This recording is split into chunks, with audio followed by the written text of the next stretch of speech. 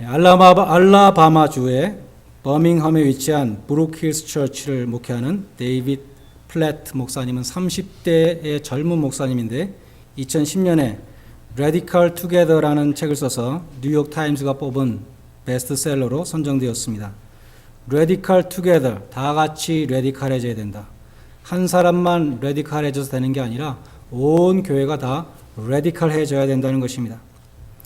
레디칼 크리스찬이라는 말은 존 스타트 목사님도 즐겨 사용하던 용어였습니다. 예수님은 자신을 따르려는 자들에게 레디칼한 태도를 요구하셨습니다. 아버지 장례를 치르고 곧바로 예수님을 따르겠다는 사람에게 죽은 자들을 장사하게 하고 너는 곧바로 지금 가서 아버지 장례도 치르지 말고 바로 가서 하나님 나라를 전파하라, 그렇게 말씀하셨습니다. 가족들에게 작별 인사하고 와서 곧바로 예수님을 따르겠다는 사람에게 손에 쟁기를 잡고 뒤를 돌아보는 사람은 하나님 나라에 합당치 않다, 이렇게 말씀하셨습니다. 주님을 따르려면 자기 부모와 처자, 형제, 자매와 및 자기 목숨까지 미워하지 않으면 안 된다고 말씀했습니다. 재물이 많은 부자 청년에게 내게 있는 것을 다 팔아서 가난한 사람들에게 나눠주고 나를 따르라고 말씀했습니다. 그리하면 하늘에서 보화가 너에게 있을 것이다. 나치 치하에서 순교했던 디트리치 본헤퍼 목사님은 그러한 예수님의 부르심에 대해서 세상을 향한 집착을 버려라, 그러한 레디칼한 명령이라고 말씀했습니다. 이 데이빗 플래트 목사님은 미국 교회가 예수님의 이 부르심에 응답해서 레디칼해지기 위해서는 버려야 되는 것이 하나 있는데, 특별히 아메리칸 드림을 버려야 된다고 말했습니다.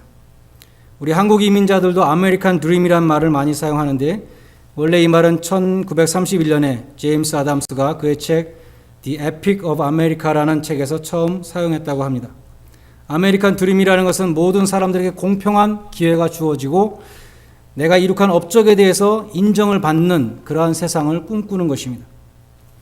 그런데 데이빗 플래트 목사님은 이 아메리칸 드림이라는 이 비전이 자신도 모르는 사이에 영혼을 죽이는 목표가 될 수 있다고 말합니다.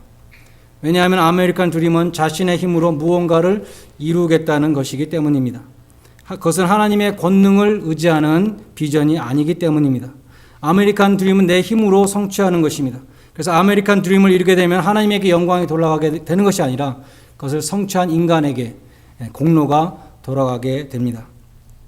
그것은 오직 하나님의 은혜로 구원을 받는다는 복음의 원리와 정면으로 상치된다는 것입니다.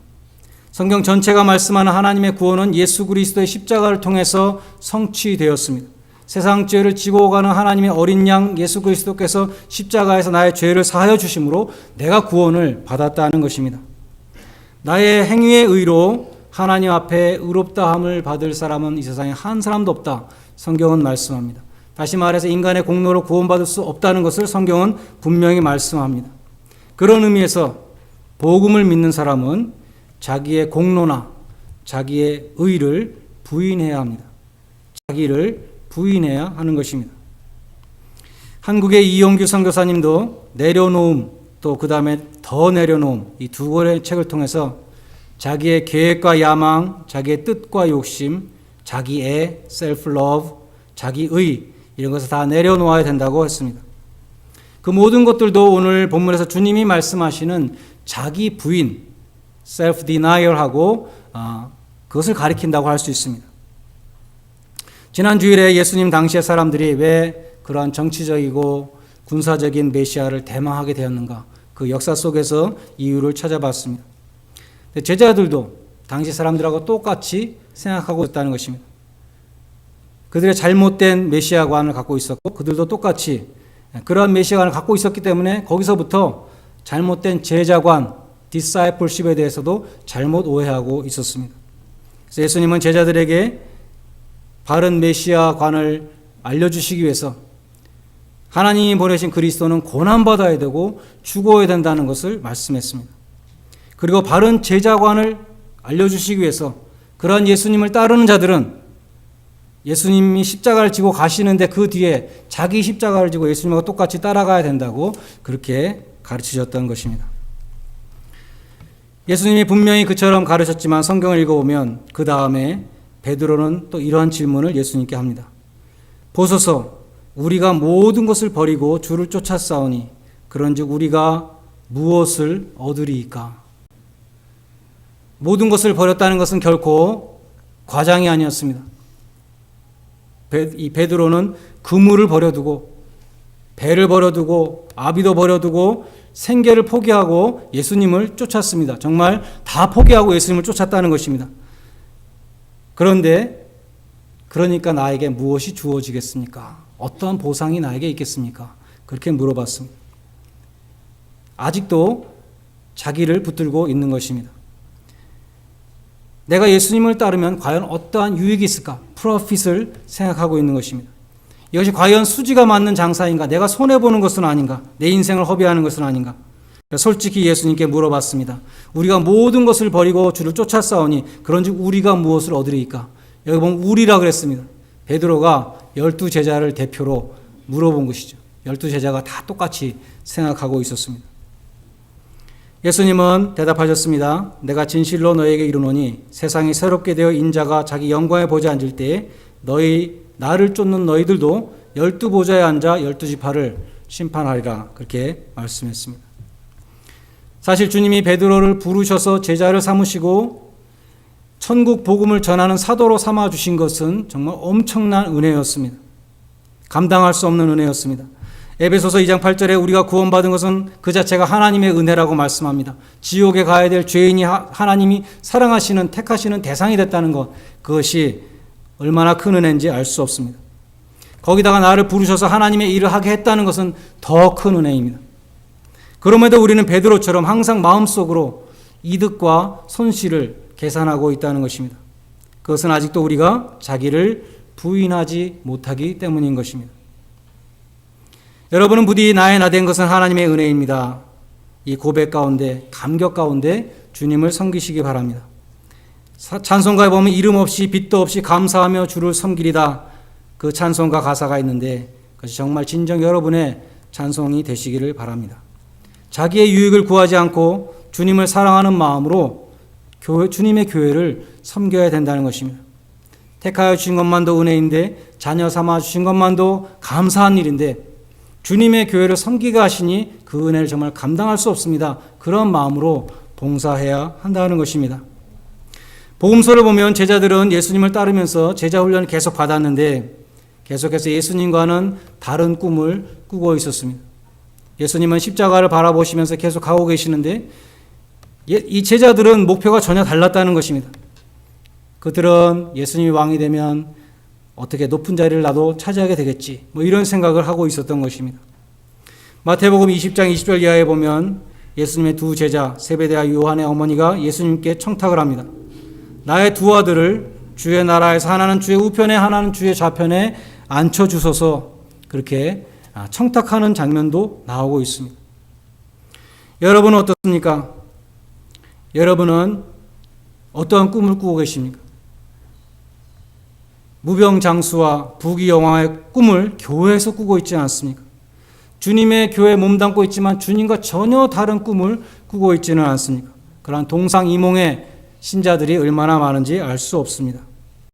교회를 다니면서도 자기를 부인하지 못하는 신자들이 많다는 것입니다. 갈라디아서 5장 24절은 정과 욕심을 십자가에 못 박은 사람, 그 사람이 그리스도 예수의 사람이다. 크리스찬은 정과 욕심을 십자가에 못 박은 사람이다 라고 그렇게 말씀합니다. 주석가들은 오늘 본문에 보면은 자기를 부인하는 것과 십자가를 지는 것과 주님을 따르는 것 예수님이 세 가지를 요구하셨는데 그것이 결국은 다 하나를 가리키는 것이다. 다시 말해서 그리스도의 고난에 동참하는 것을 세 가지로 표현한 것이다. 그렇게 해석을 합니다. 그리스도의 고난에 동참하는 것, 베드로전서 4장 13절에 보면 그리스도의 고난에 참여하는 것을 즐거워하라, 그런 말씀이 있습니다. 그런데 이 말씀을 오해해서는 안 됩니다. 우리가 아무리 예수 믿는 것 때문에, 우리가 아무리 신앙 때문에 핍박을 받고 고난을 받는다 하더라도 그것이 예수님의 고난과는 다릅니다. 예수님의 고난은 대신 죄를 사하여 주신 대속적인 고난, 예수님이 많이 담당한 특별한 고난이 있습니다. 우리는 예수님의 그 고난을 되풀이하는 것은 결코 아닌 것입니다. 또 어떤 사람은 자기 삶 속에서 닥치는 어려움을 가지고, 어떤 사람은 자기 남편이 십자가라고 그러고, 남편은 또 자기 부인이 십자가라고 그러고, 그런 십자가를 말하는데 그것이 말씀하는 것이 아닙니다. 그리스도의 고난에 동참한다는 것은 내가 예수를 믿기 때문에, 내가 신앙생활하는 것 때문에 내가 받는 고난을 말합니다. 내가 죄를 져가지고 내가 살인이나 도적질을 해서 감옥에 가서 고난을 당하고 있는데 이것을 그리스도의 고난이다라고 결코 말하면 안 되는 것이죠.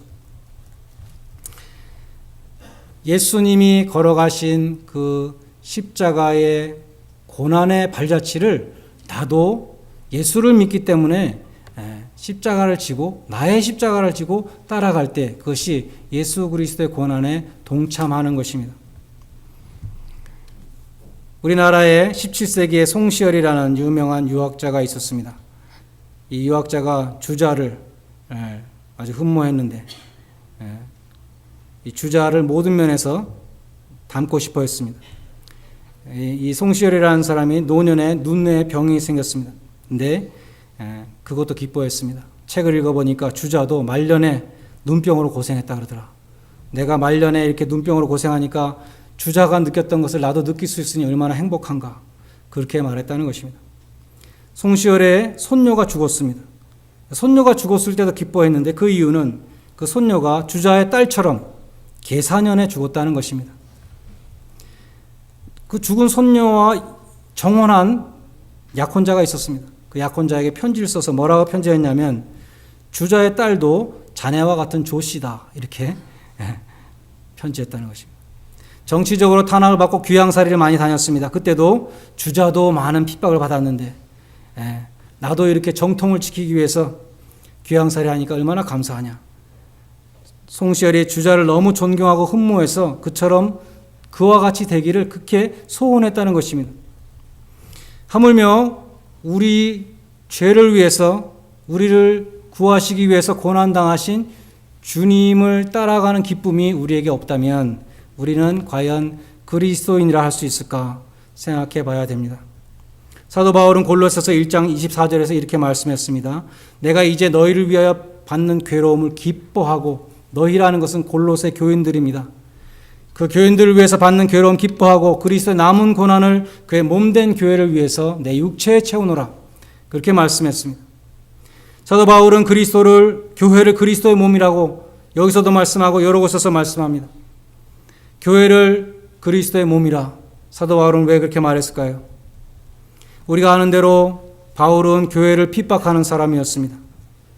다메섹에 있는 교회를 핍박하기 위해서 원정을 가다가 예수님을 만났습니다.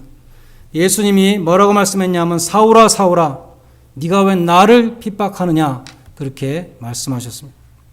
바울은 교회를 핍박했는데 예수님은 왜 나를 핍박하냐고 그렇게 말씀하셨습니다. 그래서 바울은 교회하고 주님하고 똑같은 것이구나, 교회는 주님의 몸이구나 하는 것을 깨달았던 것입니다. 그래서 교회를 위해서 십자가를 지는 것이 바로 주님을 위해서 십자가를 지는 것이다. 그래서 나는 기쁘다라고 말했습니다. 그리스도의 남은 고난을 그의 몸된 교회를 위하여 내 육체에 채우면서 그 괴로움을 기쁘게 감당한다고 말씀했습니다. 바울은 주님의 고난에 동참하는 것을 특권으로 생각했습니다. 예수님의 십자가를 정말 질 수만 있다면 얼마나 큰 특권이겠습니까? 그런데 주님의 몸된 교회를 내 어깨에 짊어지게 되었을 때 그것은 얼마나 영광스러운 것인가, 그렇게 생각했다는 것입니다. 여러분은 부디 사단의 유혹에 넘어가지 마시기를 바랍니다. 사단의 정체가 무엇입니까? 사단은 십자가를 지지 말라고 부추기는 자입니다. 오늘 본문에서 베드로가 예수님에게 십자가를 지셔서는 안 됩니다, 고난이 무슨 말씀입니까? 죽음이 무슨 말씀입니까? 그런 일은 절대 일어나서는 안 됩니다. 근데 주님이 베드로에게 뭐라고 말씀했습니까? 사탄아 내 뒤로 물러가라, 엄히 꾸짖으셨습니다. 우리는 사단에게 속지 말아야 됩니다. 자기 십자가를 지고 나를 따르라. 우리는 주님의 말씀을 따라가야죠. 십자가를 지지 말라, 이 사단의 말에 순종하는 사람이 있다면 얼마나 어리석은 사람이겠습니까? 사도 바울의 말씀과 같이 주님의 몸된 교회를 위해서 내 몸을 산 제물로, 내 삶을 산 제사로 드리는 그런 십자가의 길을 걸으시기를 바랍니다. 마지막으로 오늘 본문 35절에 보면 누구든지 제 목숨을 구원코자 하면 잃을 것이요 누구든지 나와 복음을 위하여 제 목숨을 잃으면 구하리라는 말씀이 있습니다. 이 말씀은 요한복음에 있는 주님의 말씀 같은 말씀에 비추어 보면 더 잘 이해할 수 있습니다. 요한복음 12장 25절에서 주님이 이렇게 말씀했습니다. 자기 생명을 사랑하는 자는 잃어버릴 것이요 이 세상에서 자기 생명을 미워하는 자는 영생을 얻으리라. 영생하도록 보존하리라 말씀했습니다. 여기에 자기 생명이라는 생명이 있고 영원한 생명이라는 생명이 있습니다. 그런데 헬라어로 보면은 자기 생명이라고 할 때는 그 생명을 시케로 번역했습니다. 오늘 마가복음의 목숨이라는 말도 헬라어로 보면 시케입니다. 반면에 영생, 영원한 생명이라 할 때 그 생명은 조에라는 단어로 번역되어 있습니다. 시케라는 이 말은 영어 성경에서 소울로, 혼으로 가장 많이 번역됩니다. 그러나 콘코던스를 찾아보면 이 시케라는 말이 목마르고 갈급한 심령 혹은 목마르고 갈급한 혼, 목숨이나 생명을 뜻할 때도 있고 나아가서 어떤 인간 그 자체를 가리키고 그렇게 번역된 곳도 많이 있습니다. 구약에서 시케에 해당하는 히브리어는 네페시인데 그 어원이 목입니다. 목. 그래서 네페시라는 단어는 목구멍으로 번역되기도 하고 목마른 심령, 목마른 사람, 목숨 여러 가지로 번역되었습니다. 성경에서 인간을 시케 혹은 네페시라고 부를 때에는 정과 욕심에 목마른 인간을 가리킵니다. 예수님의 말씀이 이런 것입니다. 너의 목숨을 미워해야 된다. 버려야 된다. 너희의 시케를 버려야 된다는 것입니다. 정과 욕심에 목마른 그 인간을, 그 옛사람을 십자가에 못 박아야 된다는 것입니다. 그러한 사람이 영원한 생명인 조회를 얻을 것이라고 말씀하는 것입니다. 주님의 말씀은 이 세상에서 욕망에 이끌려 사는 자가 되지 말라는 말씀입니다. 욕정에 이끌려 사는 죄악된 삶을 살지 말라는 말씀입니다. 갈라디아서 5장 24절 말씀과 같이 정과 욕심을 십자가에 못 박으라. 그런 말씀입니다. 욕망은 인간의 자제력을 무너뜨립니다. 욕망은 인간의 이성도 무력화시킵니다. 죄악된 욕망은 하나님과 원수되는 삶으로 인도합니다. 죄악된 욕망은 하나님을 떠나 멸망의 나락으로 떨어지게 만듭니다. 그렇기 때문에 너의 그 정과 욕심을 십자가에 못 박으라고 말씀하는 것입니다. 욕망에는 끝이 없습니다. 욕망에 사로잡힌 사람은 성령의 열매를 맺을 수 없습니다. 오직 욕망에 사로잡힌 그 옛사람을 십자가에 못 박을 때만이 하나님이 주시는 영원한 생명을 소유할 수 있는 것입니다. 예수님은 한 알의 밀이 땅에 떨어져 죽지 아니하면 한 알 그대로 있고 죽으면 많은 열매를 맺는다고 말씀했습니다. 한 알의 밀알이 땅에 떨어져서 썩을 때 거기서부터 싹이 나가지고 생명이 움트고 종국에는 많은 열매를 맺게 된다는 것입니다. 예수님께서 하늘 보좌를 버리시고 이 땅에 내려와서 십자가에 죽으심으로 얼마나 많은 열매들을 맺게 되었습니까? 여기 앉아있는 우리 한 사람 한 사람도 예수님이 죽어서 나오게 된 열매들입니다. 땅에 떨어진 밀알은 죽습니다. 그러나 거기서부터 많은 새로운 생명들이 열매를 맺게 되는 것입니다. 내가 죽을 때 생명의 역사가 일어납니다. 내가 육체의 이 죄악된 욕망을 죽일 때 그때부터 성령의 열매를 맺게 되는 것입니다. 내가 자신을 부인할 때 그때부터 하나님의 영광을 드러나게 합니다. 자기를 부인하고 자기 십자가를 지고 주님을 따르는 주님의 제자들이 되시기를 바랍니다. 그처럼 십자가의 길을 걷는 자들에게 장차 주님께서 약속해 주셨습니다. 이기는 그에게 내가 내 보좌에 함께 앉게 하여 주기를 내가 이기고 아버지의 보좌에 함께 앉은 것과 같이 하리라. 자기를 부인하고 옛사람과 그 정과 욕심을 십자가에 못 박는 순교의 삶을 통해서 주님의 몸된 교회를 살리시기를 바랍니다. 그러한 십자가의 삶을 통해서 하늘의 영원한 생명과 영광을 취하시는 복된 성도님들이 다 되시기를 주님의 이름으로 간절히 축원드립니다.